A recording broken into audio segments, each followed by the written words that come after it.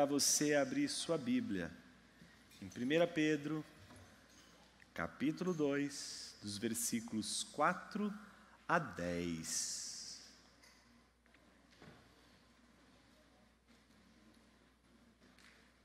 Hoje a gente encerra com esse trecho das Escrituras a segunda parte desta grande perícope, essa perícope cheia de 1 Pedro, que vai dos versículos 13 do capítulo 1 ao versículo 10 do capítulo 2. Vamos ler dos versículos 4 a 10.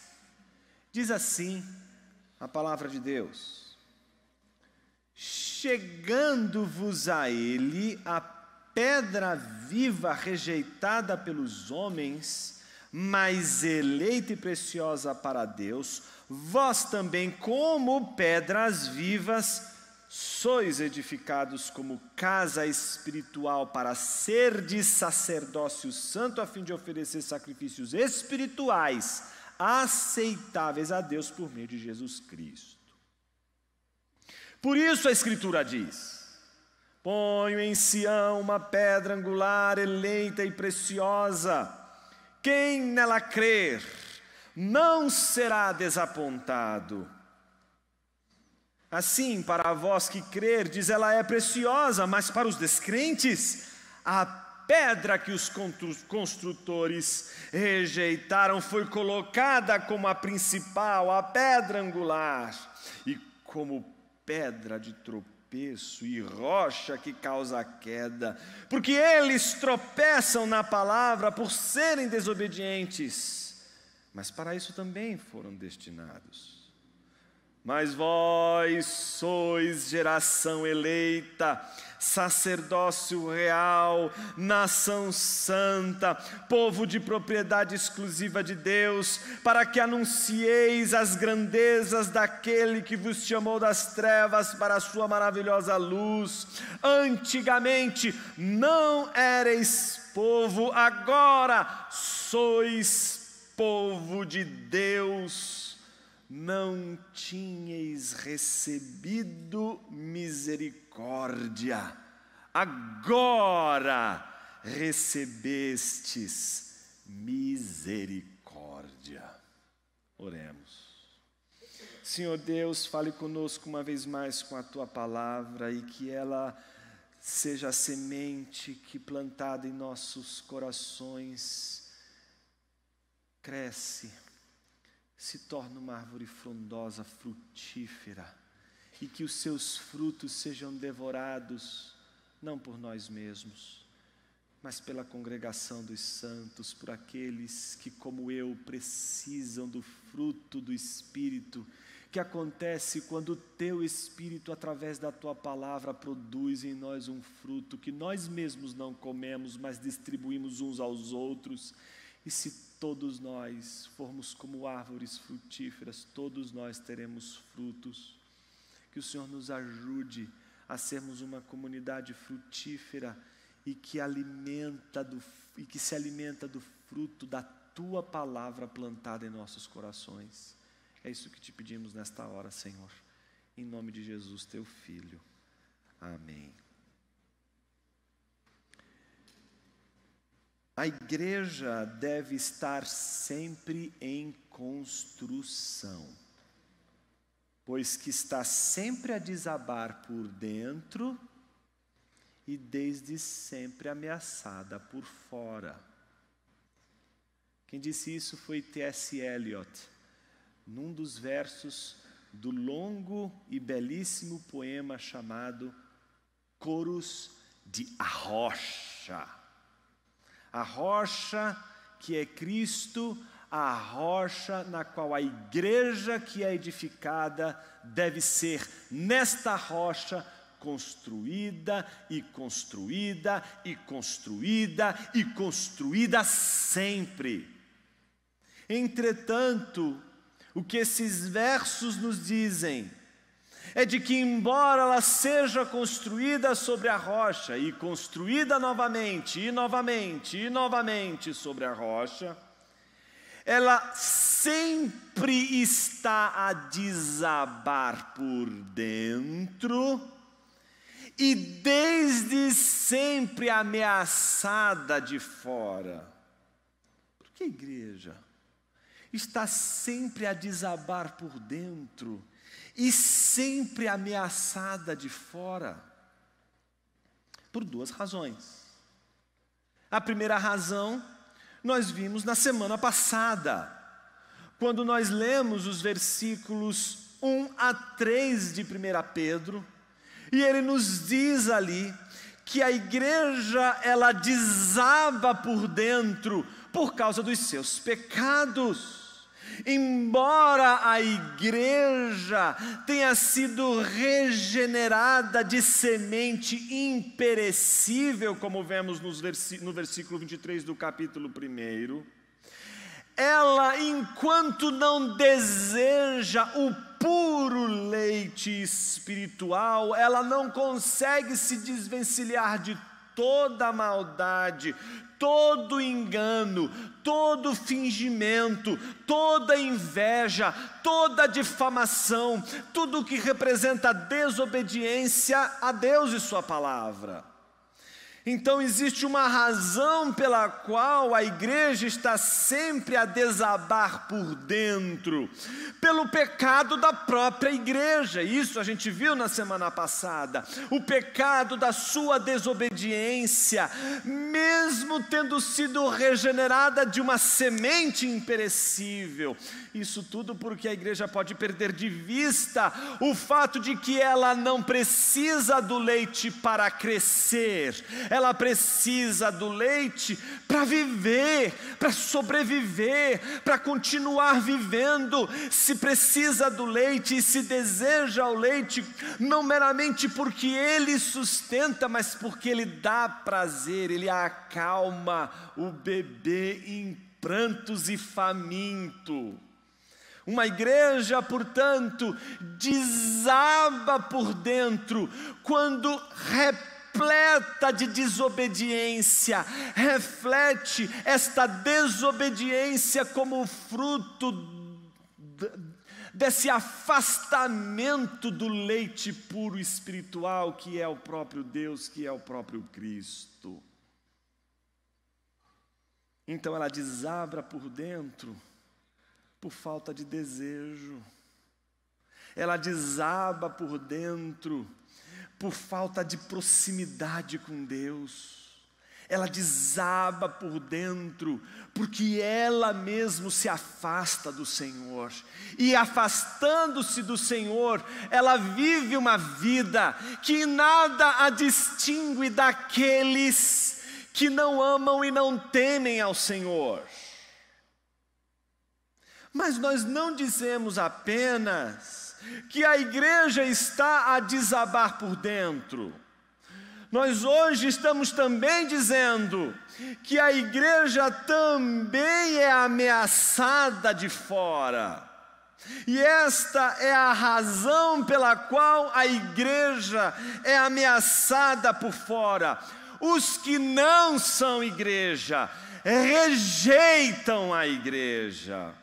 Então, se a primeira razão, aquela que explica o porquê a igreja desaba por dentro, é o pecado da própria igreja, a igreja é sempre ameaçada de fora pela rejeição que aqueles que não são igreja têm com relação à igreja. E é isso que Pedro vai tratar dos versículos 4 a 10, da rejeição da igreja.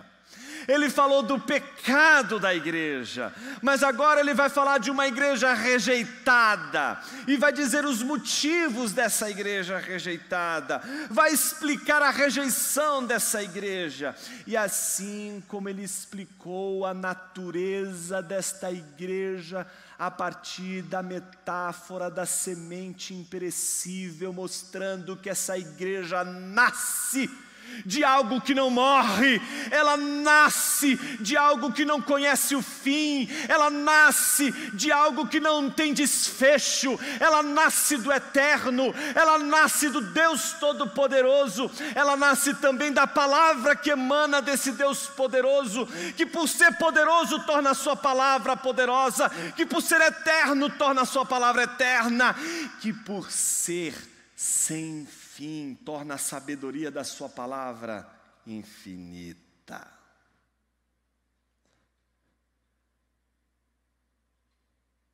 Além de nos dizer num primeiro momento a natureza dessa igreja a partir dessa semente, ele nos diz logo em seguida a partir de uma segunda metáfora, a metáfora do leite puro espiritual, que esta igreja, por possuir essa natureza, ela só sobrevive desejando esse leite espiritual que tratamos na semana passada, que só pode provar aqueles que de alguma forma provaram que o Senhor é bom, e provando que o Senhor é bom, não conseguem mais olhar nas práticas más, na desobediência é uma maneira de expressar sua vida no mundo. Hoje a terceira e última metáfora é a metáfora da pedra viva. Olha que coisa curiosa, né? Uma semente imperecível, um leite que é puro e espiritual, e agora uma pedra viva. Coisas estranhas, não? Semente a gente sabe que morre, o próprio Cristo diz isso. A gente sabe que é natural da semente morrer. E a gente sabe o quanto o leite é material. E a gente sabe também que pedras não costumam gritar quando a gente pisa nelas. Elas não respiram, elas não têm pulmão, elas não têm vida. Pedro não só nos fala de uma semente imperecível, não só nos fala de um leite espiritual, mas hoje, para a igreja que sofre a ameaça que vem de fora, que é a rejeição dos que não são igreja, ele oferece uma terceira e última metáfora, a imagem da pedra viva. Observe o versículo de número 4. O versículo de número 4 começa dizendo o seguinte: chegando-vos a ele. Eu preciso parar tudo agora, porque tudo que vem pela frente depende de a gente entender exatamente o que significa isto que Pedro acabou de dizer. Se você parte do pressuposto de que Pedro tem um desenho na mente, e o desenho na mente de Pedro é um tabernáculo que o tempo todo precisa ser montado e desmontado, montado e desmontado, montado e desmontado. Não é algo que precisa ser montado de uma vez e ponto, mas é algo que precisa ser montado e desmontado, montado e desmontado. Como a igreja que precisa ser construída e construída e construída e de novo e de novo e de novo. A pergunta é: o que ele quer dizer com chegando-vos a ele? Eu gosto das traduções que usam aí o verbo aproximar. Aproximar é uma palavra que fica mais claro ainda do que chegar até ele. Aproximar aqui nos lembra a figura do sacerdote, que só podia ele aproximar do Santíssimo Lugar. Só ele pode chegar ali perto.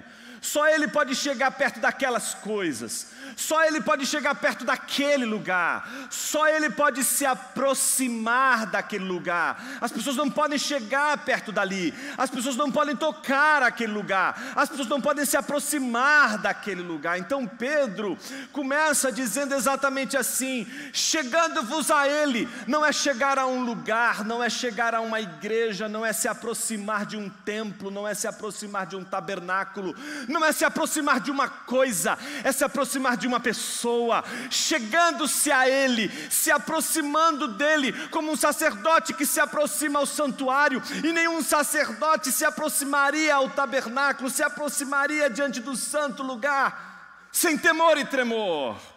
Ele jamais se aproximaria daquele lugar santíssimo sem cogitar a possibilidade de ter revisado sua própria vida. Ninguém se aproxima de Deus sem revisar sua própria vida. Ninguém chega perto de Deus sem revisitar seus próprios pensamentos e os pensamentos mais profundos. Quem quer se aproximar de Deus, aproxima também a si mesmo de suas mais densas trevas. Aproximar-se de Deus é penetrar as trevas mais profundas do nosso coração. Ninguém chega perto de Deus sem se esconder nas densas trevas do coração, da alma humana. Por isso que a gente foge tanto de Deus, porque a gente tem medo dele e das nossas trevas. A você entrevado, a você entrevada, que por medo de Deus teme aproximar-se dEle. Minha palavra para você nesta manhã é: continue temendo,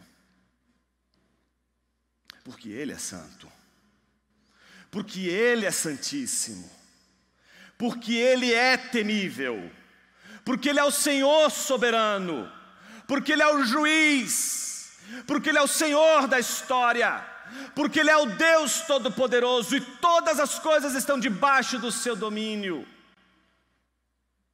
Mas se aproxime dEle, não porque você o teme meramente, mas porque você precisa obedecer àquele que você teme. Você pode temer a Deus, mas a prova de que você teme a Deus é quando Ele diz assim: vem aqui.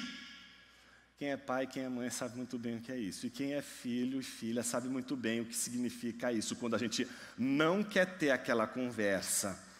E papai e mamãe diz: vem aqui, estou chamando.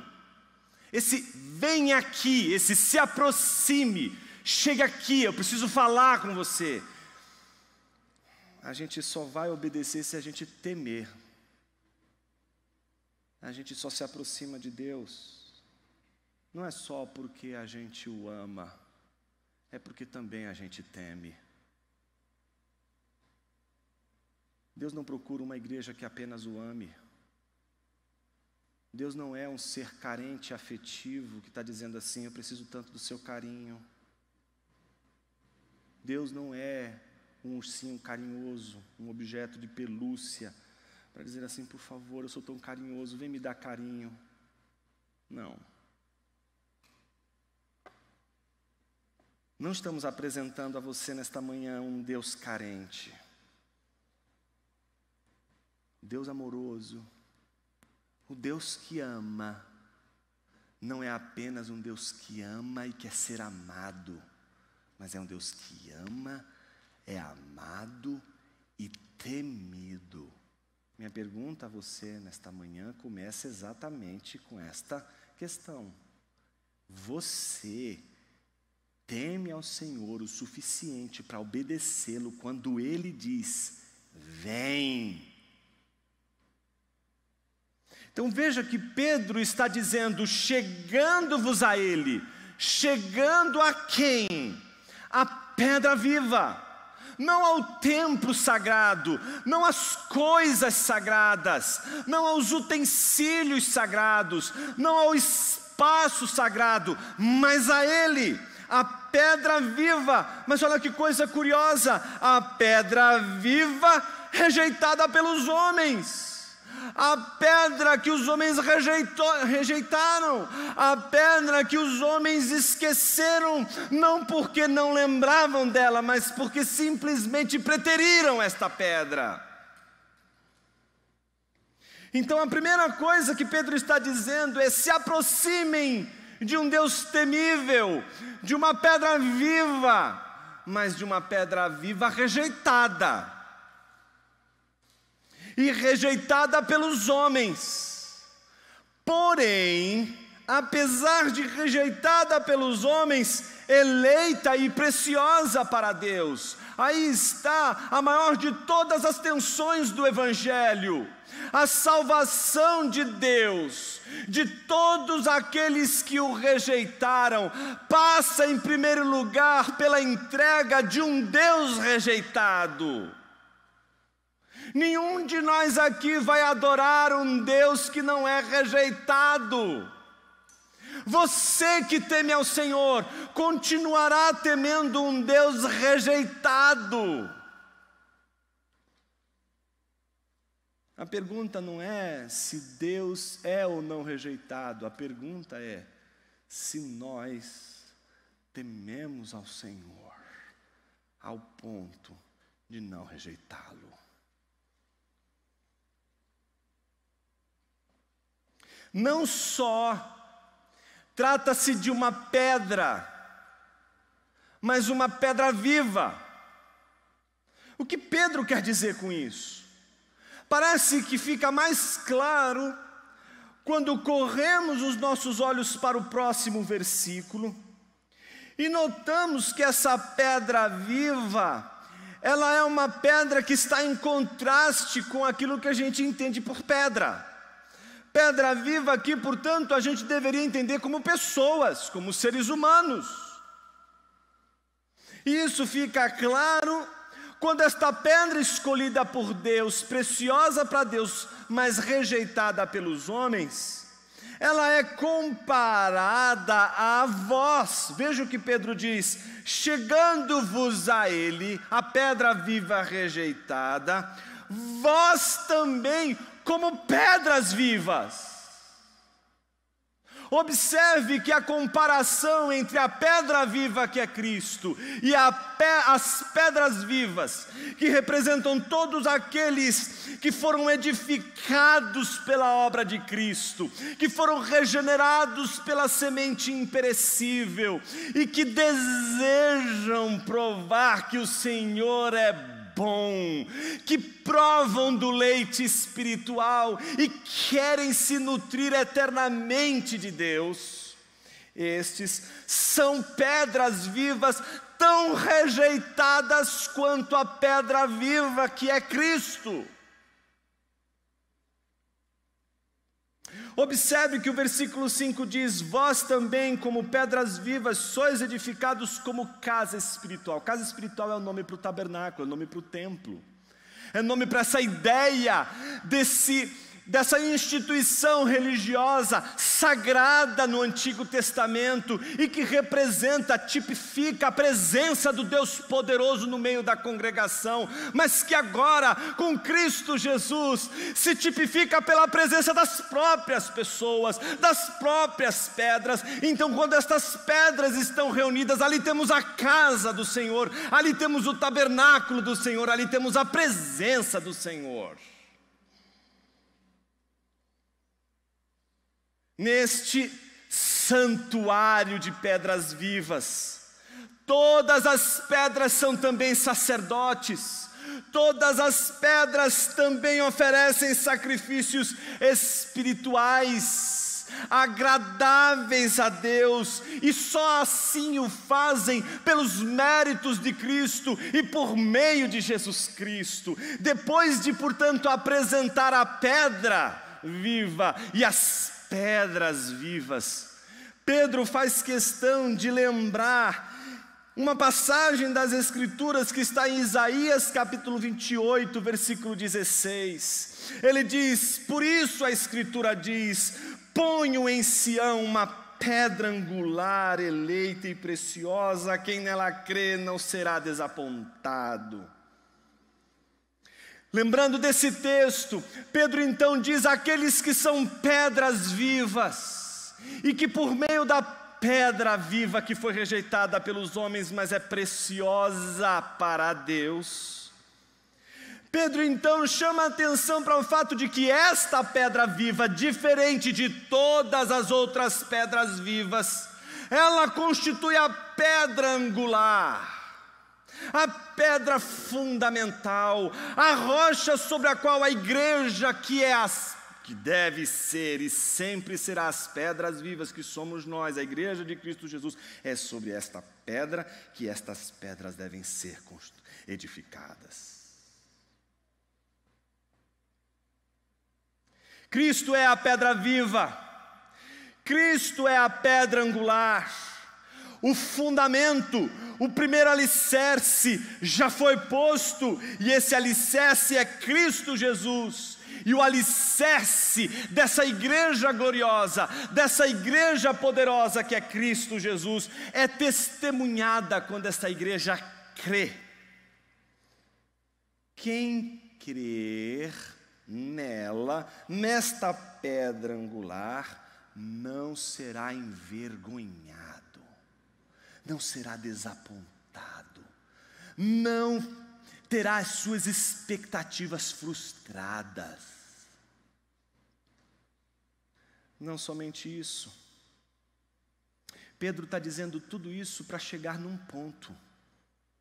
O ponto que Pedro quer chegar está exatamente nos próximos versículos, quando ele relembra uma outra passagem de Isaías, agora capítulo 8, versículo 14, quando ele diz: assim para vós os que credes, vocês que creem nessa pedra viva, vocês pedras vivas, que creem nessa pedra viva que também é pedra angular, vocês os que credes, para vocês, não só para Deus, para vocês, ela é preciosa.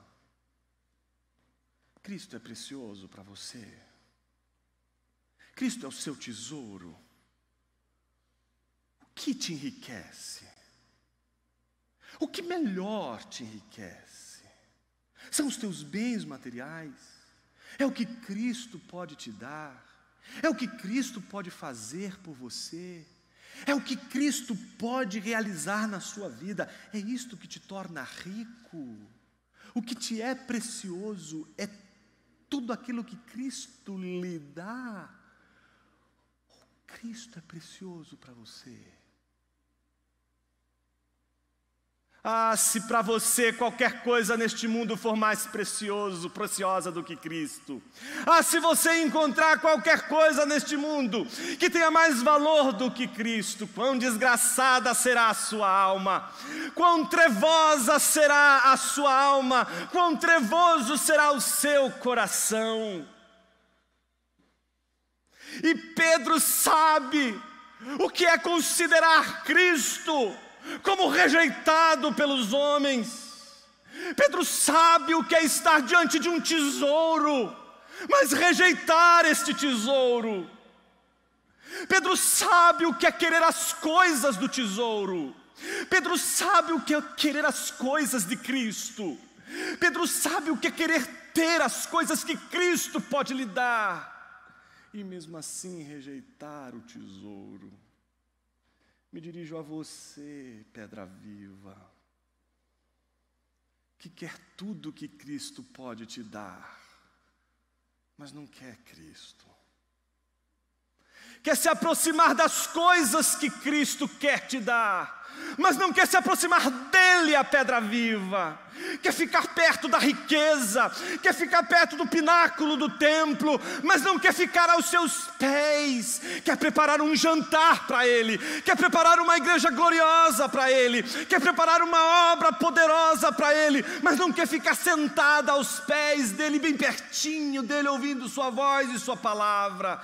Me dirijo a você que está diante desta preciosidade que é Cristo, a pedra viva, mas se acha mais valioso do que o próprio Cristo, a ponto de querer salvar-se a si mesmo, a um ponto de jamais dar a sua vida, por não considerar a vida daquele que está diante de você mais preciosa do que sua própria vida. Pedro sabe do que ele está dizendo. Não é à toa que o nome dele é Pedro. Não é à toa que ele é uma pedra. A pergunta é se Pedro é uma pedra viva. A pergunta é se você é uma pedra viva. Pedras mortas, sem vida, elas não constroem templo. Elas enchem um auditório, mas elas não edificam uma igreja. Então Pedro diz assim: para vós que crerdes, porque ele sabe o que significa crer em Jesus.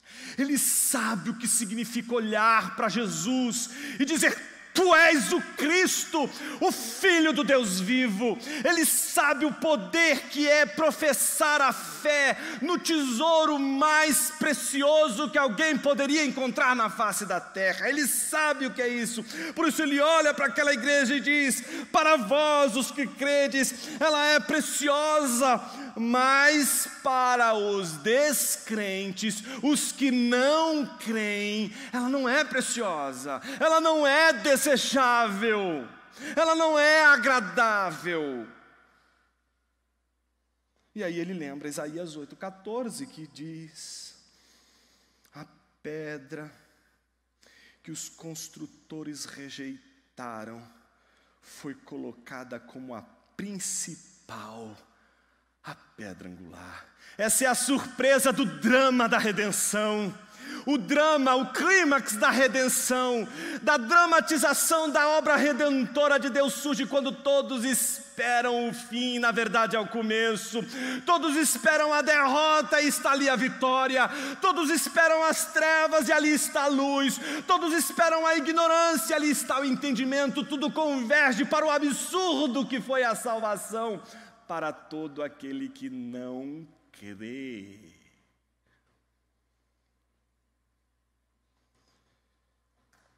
Eu queria que você rapidamente abrisse a sua Bíblia em Mateus, capítulo 16. Deixa o seu dedinho marcado aí, em 1 Pedro. Mas eu preciso ler essa passagem com você. Mateus 16.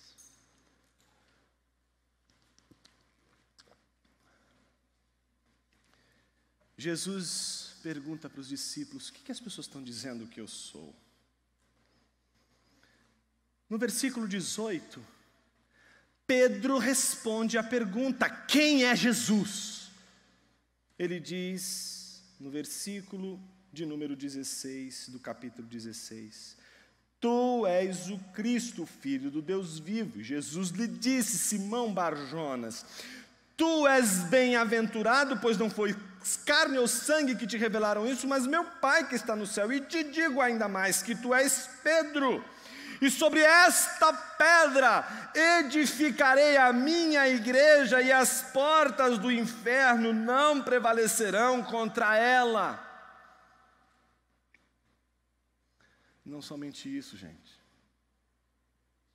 mas Jesus diz a Pedro exatamente o seguinte: eu te darei as chaves do reino do céu. O que ligares na terra terá sido ligado no céu, e o que desligares na terra terá sido desligado nos céus. Imagina você receber uma notícia dessa do Senhor Todo-Poderoso. Você vai ficar com um sorriso de orelha a orelha. Mas Jesus não termina o discurso aí. Jesus prossegue. Então ordenou aos discípulos que a ninguém contassem que ele era o Cristo. Desse momento em diante, Jesus começou a mostrar aos discípulos que era necessário que ele fosse para Jerusalém, que sofresse muitas coisas da parte dos líderes religiosos, dos principais sacerdotes e dos escribas, que fosse morto e ressuscitasse ao terceiro dia.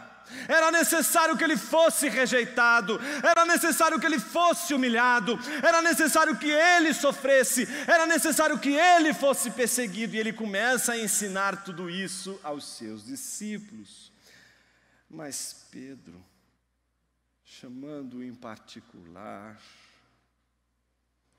começou a repreendê-lo, dizendo: Deus tenha compaixão de ti, Jesus. Tem misericórdia, Senhor. Isso jamais te acontecerá. Todo mundo quer um Deus aclamado, adorado por todos os seres humanos e celebrado por todos os seres humanos.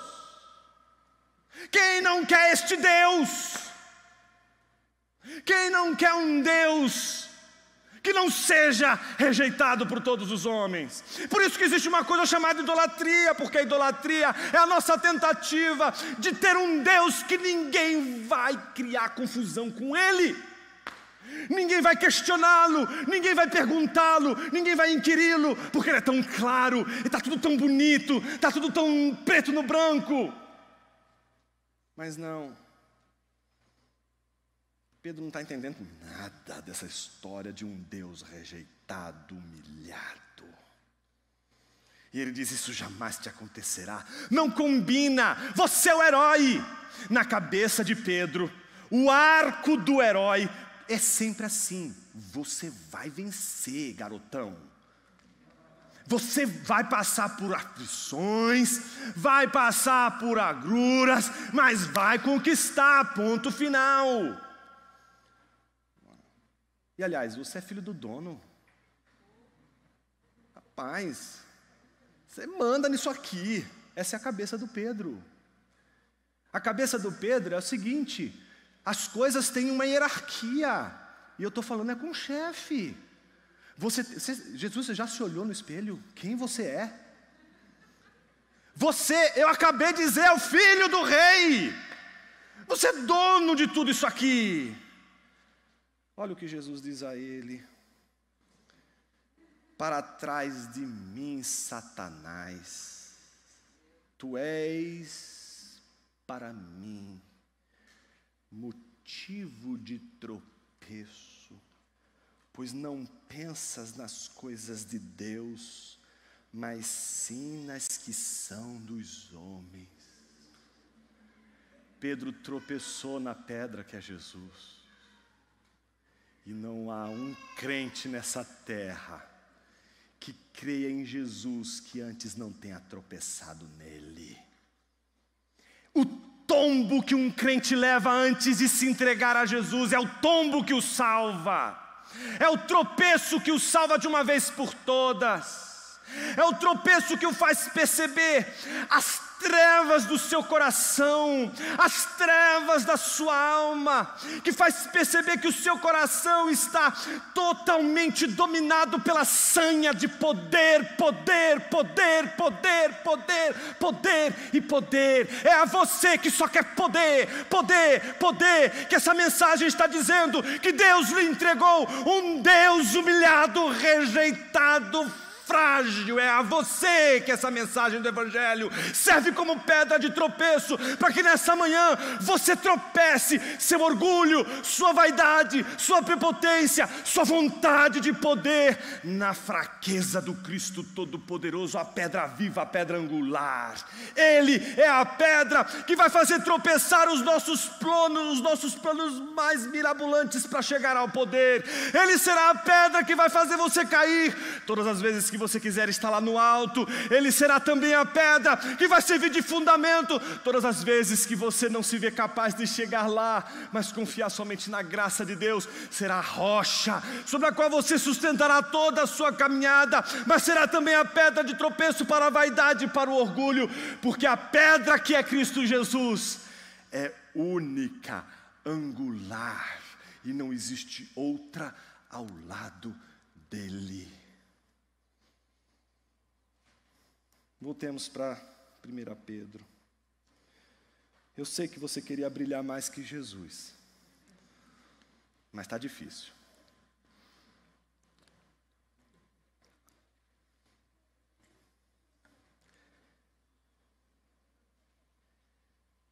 Porque esse brilho emana da cruz. Esse brilho emana da rejeição. Esse brilho é fruto daquele que entende o significado da rejeição. Não é à toa que o tema de hoje é rejeitados, porém preciosos. Observe como Pedro vai construir o raciocínio, como pedra de tropeço e rocha que causa queda. Porque eles tropeçam na palavra por serem desobedientes. Mas para isso também foram destinados. Se por um lado, Pedro diz quem é Jesus, Pedro conhece a pedra de Jesus, que também faz nela tropeçar todos aqueles que desobedecem a sua palavra. E aí, meus irmãos, esse Pedro que mesmo tropeçando em Cristo, negando a Jesus, rejeitando a Jesus, mas se reconciliando com Ele e se tornando um dos mais importantes pastores da Igreja de Cristo. É Ele que não somente pela doce e bela ironia do drama de Deus, não só é aquele que diz quem Cristo é, mas aprove a Ele dizer nas Escrituras quem nós somos.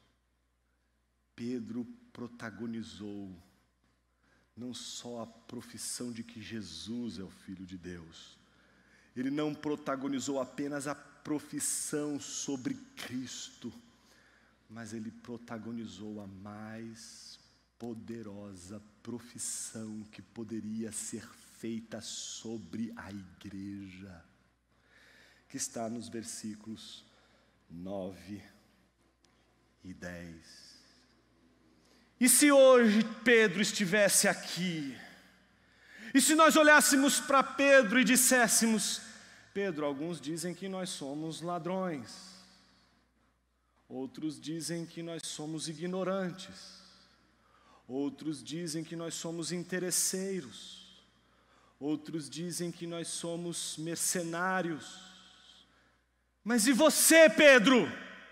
Quem você diz que nós somos? Numa só voz, Pedro diria: vós sois geração eleita, sacerdócio real, nação santa, povo de propriedade exclusiva de Deus, para que anuncieis as grandezas daquele que vos chamou das trevas para a sua maravilhosa luz. Antigamente não erais povo, agora sois povo de Deus. Não tinhais recebido misericórdia, agora recebestes misericórdia.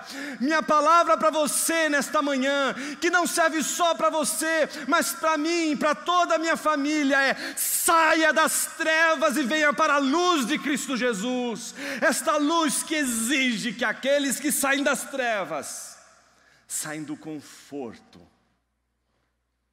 para a rejeição.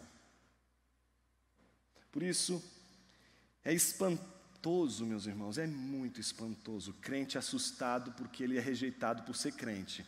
Não existe nada mais histriônico, não existe nada mais assustador, pavoroso, para não dizer, não é, uma assombração, um crente assombrado porque está sendo perseguido. Estou sendo perseguido, ô filhinho, que mundo que você vive. São 2000 anos de história, a igreja sendo construída, construída, construída, e construída de novo, e construída de novo, e construída de novo, sob o sangue de mártires, sob o sangue do Cordeiro, mas também sob o de Pedro, de Tiago e de tantos missionários ao redor do mundo. Como poderíamos achar que não estaríamos endemoniados ao dizer: Senhor, não pode ser esse o plano de Deus para a nossa igreja? Tá certo? Temos que lutar, temos que defender a fé cristã. se a gente fosse mais, digamos assim, mais carismático, a gente soltaria um tá amarrado, Satanás. Porque é isso que Jesus diz a Pedro, quando Pedro oferece para Jesus um caminho que não passa pela rejeição, que não passa pela perseguição, que não passa pelo sofrimento. Me dirijo a você, que há tanto tempo está na igreja e não conseguiu se entregar a Cristo, não porque você não saiba quem Ele é, não porque você não queira as coisas que Ele pode te dar, mas porque você nunca concebeu a possibilidade de que a única promessa que Deus te fez e o único tesouro que Ele prometeu te dar está diante de você e é Cristo. De que todas as vezes que você tentou se aproximar de Cristo foi na esperança de encontrar, acho que tem algo melhor do que a cruz para mim. Eu acho que tem algo melhor do que o sofrimento para mim. Eu acho que tem algo melhor do que a rejeição para mim. A cruz de Jesus é o lugar onde pecadores se humilham, são reconciliados e encontram fundamento para a vida. Eu não estou falando de riquezas que dizem respeito à nossa conta num banco. Eu estou falando daquilo que melhor nos enriquece. O que te enriquece como marido não é você ler livros de autoajuda ou de psicologia familiar. O que te enriquece como marido é você olhar para Jesus e ver nele o tesouro da sua vida. O que te enriquece como uma esposa que vai cuidar da sua casa não é se você faz tudo o que seu marido está dizendo para você fazer, ou porque você concorda com tudo o que ele diz, e você não pensa de outro jeito, e você quer agradar a ele 100%. Porque nesse caso você tem um ídolo, você não tem um marido. Mas o que te faz uma mulher que organiza o lar para a glória de Deus, não é a paixão que você tem pelo maridão, mas é o desejo que você tem por Jesus, de segui-lo, de imitar Jesus. Papai, mamãe, você não tem poder para salvar seu filho, sua filha, mas você pode revelar Jesus para o seu filho e para a sua filha. Não quando você olha para o seu filho e sua filha como o plano mais importante da sua vida, mas quando Cristo é o tesouro mais importante da sua vida. Seu filhinho, sua filhinha está olhando ali dizendo: papai e mamãe encontraram algo que vale a pena dar à vida. É meu pai e minha mãe. Eu acho que isso deve ser muito bom. Se é grana, se é trabalho, se é afazeres,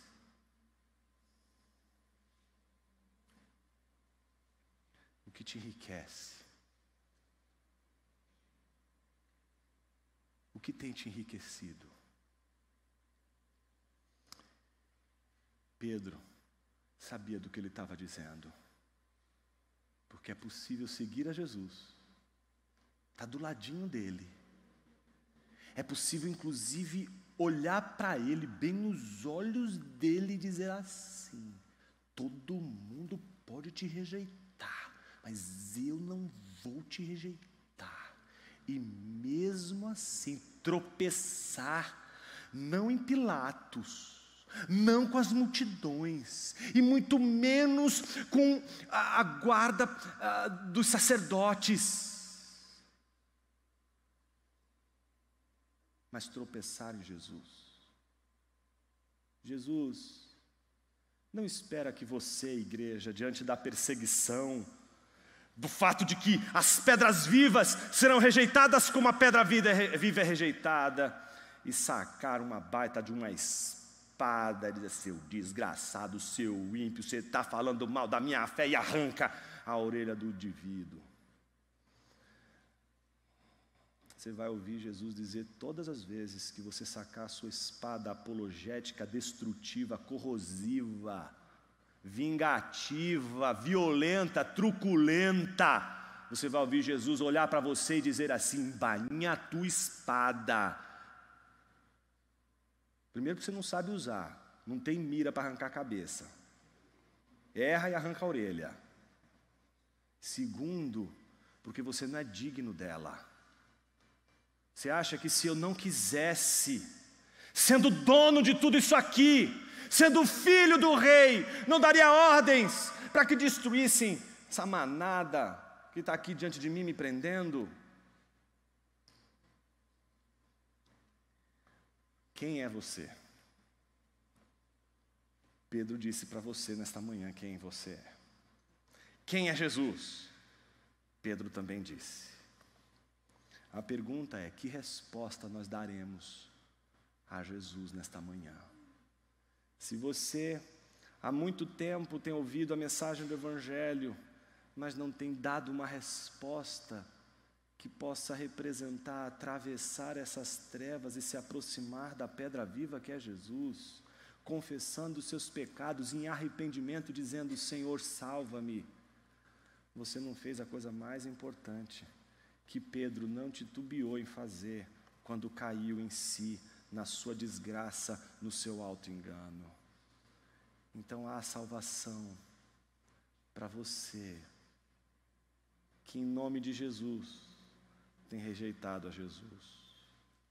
Mas há salvação também para você que, sem conhecer Jesus, tem rejeitado a Jesus pelo que os outros dizem que Jesus é, mas não por aquilo que Jesus de fato é.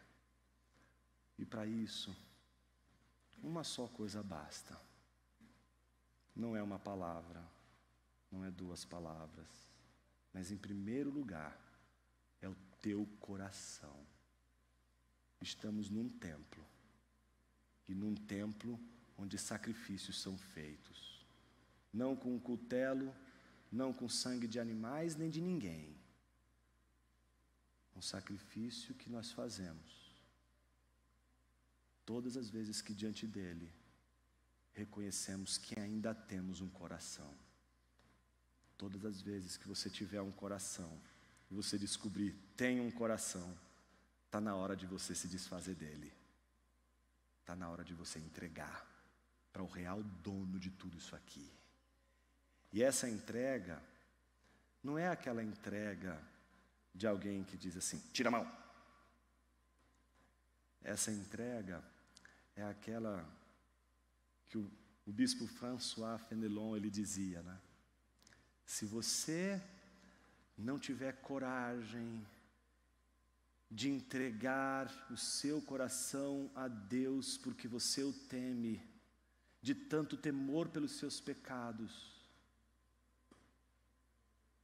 apenas diga: seja bem-vindo, e Ele fará o resto.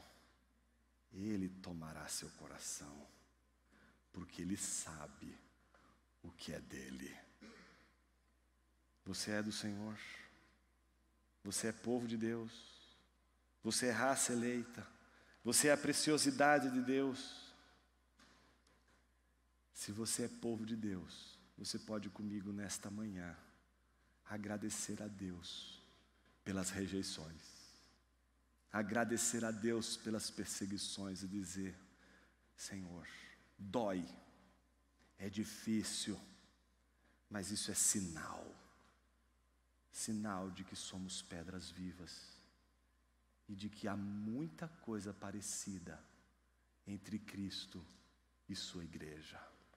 E uma delas é a glória, o valor, a vida e a entrega, a morte, a humilhação, a rejeição.